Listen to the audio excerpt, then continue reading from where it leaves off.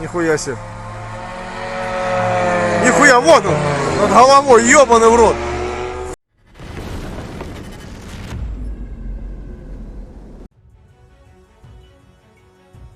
The Ukrainian Defense Forces conducted a precision strike on the Russian command post in occupied city of Volnovakha in the Donetsk region. The Ukrainian General Staff reported that the commanders of the 29th Combined Arms Army were stationed there. The invading Russian army's command centers continue to be hit. There is information about explosions and smoke in the target area, representatives of the General Staff stated. A video shared on social media captured the explosion, showing a fiery, smoky mushroom quickly rising into the air, visually confirming the attack. This is the third successful strike by the Ukrainian armed forces in recent days. There have also been reports of a second hit on the oil depot in the town of Lysky, located in the Voronezh Oblast of Russia, as well as damage to the infrastructure of the Smolensk aviation plant, where combat aircraft are manufactured and modernized.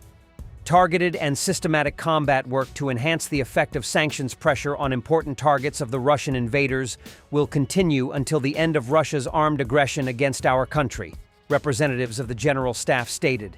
The General Staff added that information on casualties among the invaders is being clarified. Volnovakha is a city in the south of the Donetsk region occupied by Russians in March 2022. Currently, the front line is 44 kilometers away. The 29th Combined Arms Army began participating in a full-scale invasion of Ukraine in 2022. Last June, the armed forces of Ukraine launched a missile attack on the command post of the Russian 6th Combined Arms Army. The command post was in charge of the units involved in the offensive against the city of Vovchansk in the Kharkiv region. The Rostov region was visited by buzzing, unidentified flying objects, with local authorities reporting attempts to shoot down about 10 of them. Locals are filming and, as always, are thrilled.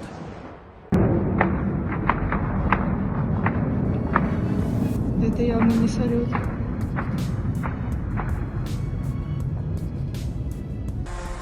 Нихуя себе. Нихуя, вот он, над головой, ёбаный в рот. Смотри, увидел? Я успел заснять. A group from the Ukrainian 3rd Assault Brigade infiltrated enemy lines and captured a group of Russian soldiers. С нами Бог. Сдавайте, чохлы!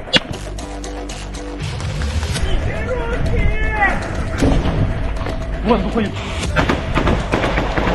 Первый у нас контакт. Российскую говорит.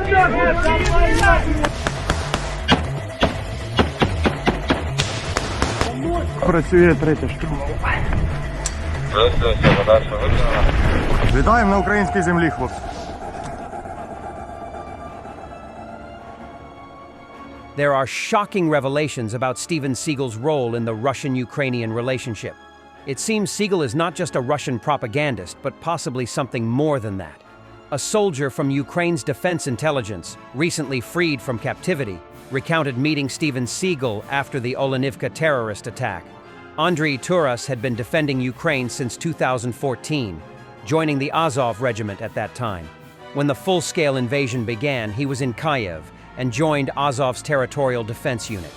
In March 2022, he was part of the first deployment to Mariupol to bolster the defense of the city and Azovstal.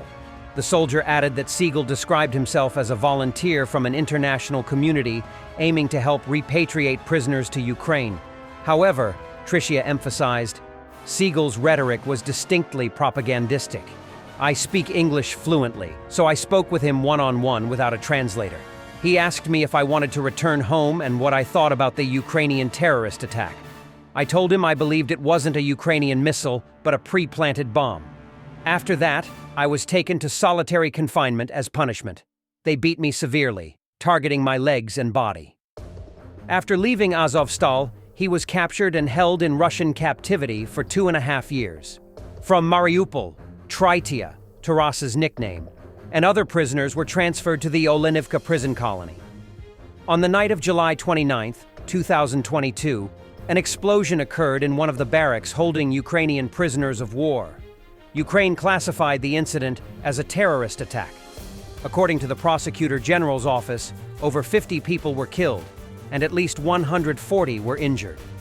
After the explosion, Tricia recalled, an international delegation visited Olenivka. Among them was American actor Steven Seagal, now serving as a special envoy for humanitarian ties at Russia's Ministry of Foreign Affairs. Back to the fronts. The 17th Heavy Mechanized Brigade repelled a Russian assault in the Kursk region. Despite reaching a small forest patch, the position was too vulnerable to artillery strikes, which eventually led to destruction of the column and assault forces. The 17th Heavy Mechanized Brigade, formerly known as the 17th Tank Brigade, has been actively engaged in operations within Russia's Kursk region. In October 2024, the brigade underwent restructuring to become Ukraine's first heavy mechanized brigade, retaining its base in Kryvyi Rih and its original insignia. In December 2024, the brigade, in coordination with other Ukrainian units, delivered a significant blow to North Korean infantry forces operating in the Kursk Oblast. Artillery strikes, including the use of cluster munitions, targeted enemy foot columns, resulting in substantial casualties. On the sidelines of the WEF conference in Davos, Polish President Duda said that Poland and Ukraine have a common goal of defeating Russia. For President Zelensky, Ukraine is the priority. For me, it's Poland. But our shared goal is to ensure Russia does not win, President Duda said in Davos. For the president of Ukraine, Ukraine is the most important, that's obvious. For the president of Poland, Poland is the most important. For the presidents of other countries, their nations are the most important because they were elected by their fellow citizens, by their voters, to represent their interests and to make them the most important. Yes, it's true and quite obvious that for the president of Ukraine, it is Ukraine that is most important. For the president of Poland, it is Poland that is most important. And for the president of other countries, it is their own countries that are most important. But precisely because of that we all represent the interests of our countries, and certainly in our overall interest is to never allow aggression against our countries. This war cannot end just any way, and the reason is obvious because all of us represent our own interests.